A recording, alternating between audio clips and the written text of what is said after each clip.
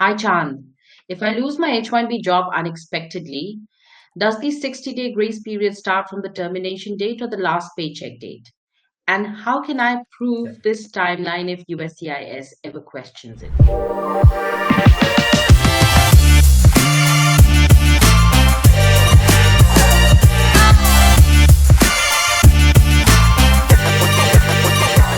And again, this is also very, very important because a lot of companies pay severance or maybe they have some back pay to pay and they pay.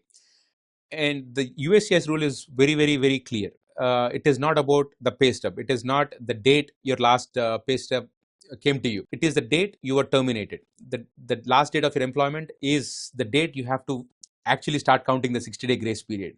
How would USCIS know about it? They can always come back and ask your employer, or your employer might because every employer for H1B, they have to revoke the H1B if you're not employed, which means they have a legal burden to go back to USCIS and report that your employment has terminated.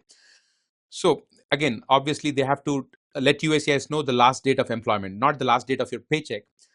Not only that, in the future, you have to get an experience letter, you have to get a relieving letter because you need to probably use it for your I-140 or your DS-160 and so on. So it is always the last date of employment. And normally what people always do is they go to their employer, they always ask for a relieving letter or their experience letter.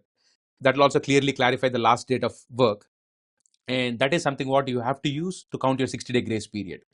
Because sometimes what happens is just because you have a pay stub, you go and apply, and then USCIS down the line finds out that your employer, your past employer, they sent you a revocation note. They sent a revocation note request to USCIS notifying them that your employment has terminated.